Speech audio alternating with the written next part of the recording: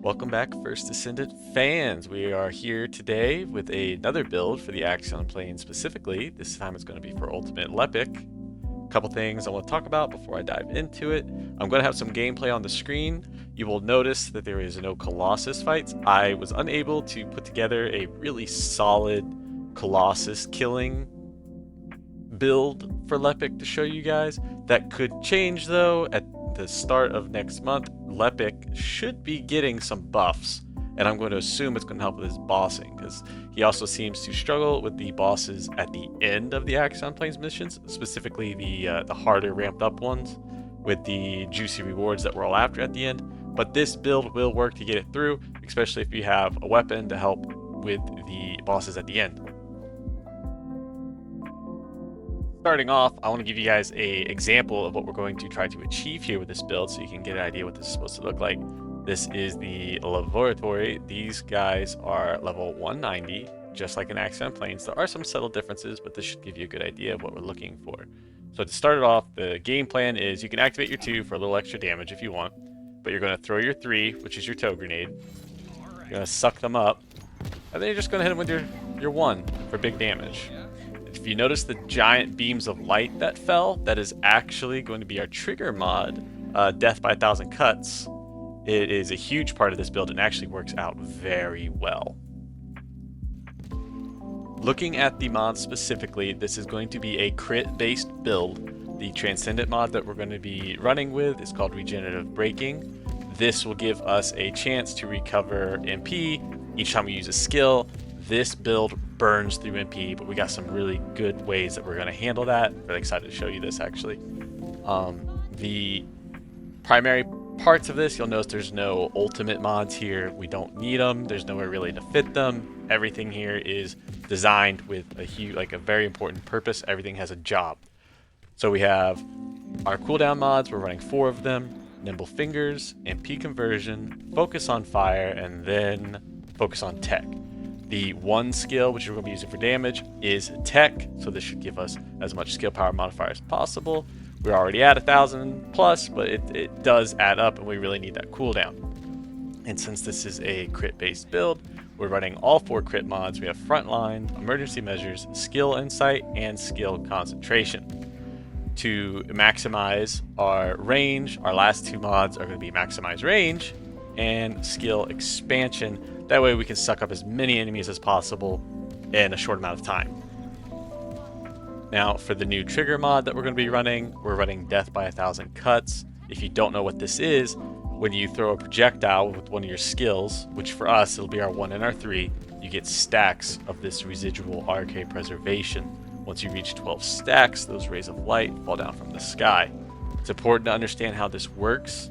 The cooldown on the stat, you see mine's a little more than half a second.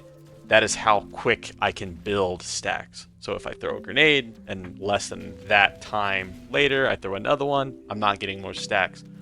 We're not going to worry about that if your cooldown is this low. It also gives you some damage down here as your other possible rolls. This is a huge part of the build. It's actually really, really cool when this procs and works out well for us. Now to get into the utility side of things, the weapon that we're going to be running is called Secret Garden. If you don't know what we're using this for, you're going to use it as a stat stick in your hands. Each time that we use a tech skill power, which is going to be our 1, we get a 50% chance of gaining 1 stack of pest control. Each stack gives us 16% multiplier towards our skill power per stack, up to 3 stacks. So you can get a multiplier of 48% more skill power with this thing in our hands, and we're going to be spamming grenades anyway. On the reactor side, we're going to be running a fire tech reactor with skill cooldown for skill spam and skill critical hit damage to just bolster our damage. I have a hand cannon, a tactical rifle, and a launcher mounting. The hand cannon is optional. This is just my preference of a weapon to use in Axion. I would actually probably recommend you guys go for a handgun like Last Dagger to help out with the champions and the bosses at the end of the individual runs. The launcher I feel like is extremely important for Axion because this helps deal, it's a counter to the activity itself. So this helps with the Volga ships, the spawn pores, and the giant eyes that do the adaptive defense mechanism stuff. On our components, and this is actually pretty important to the build, even though it might not seem like it, we're running a very classic, the Slayer set. We are going to run the basic stuff, all HP across the board. I do have some chill resistances on here. Those should be defenses. I just haven't gone to re-roll it yet. The substats are your basic MP recovery stuff, HP, MP recovery in combat, max MP, MP recovery modifier. I run defense. And on the bottom one, I do shield recovery and item acquisition distance. You have a little leeway on these, but anything MP based is extremely important that you have it, and not only have it, but you have it maxed out. Now, the real reason we're running Slayer is for its 4-piece set effect.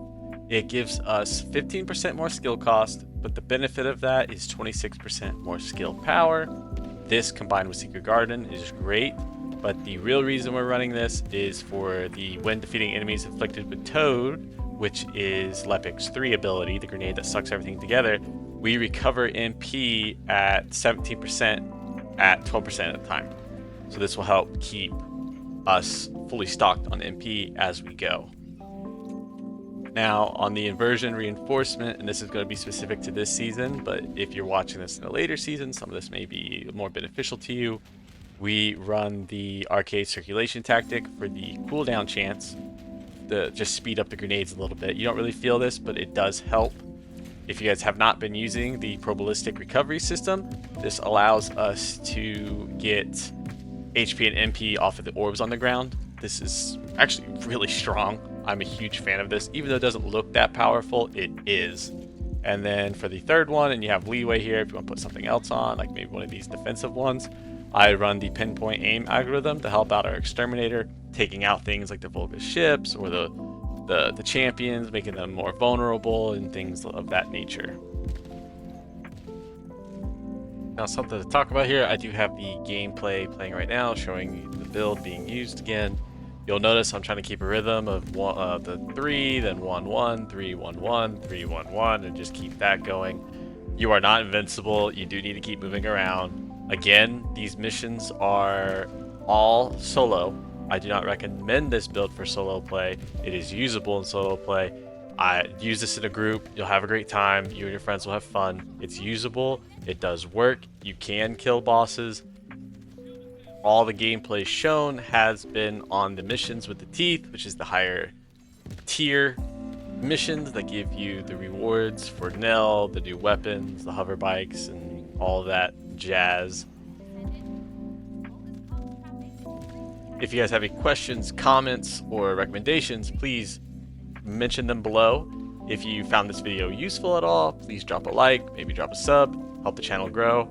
I appreciate all of you, and hopefully I will have a new video out before too long. Thank you, and hope you guys have a great day.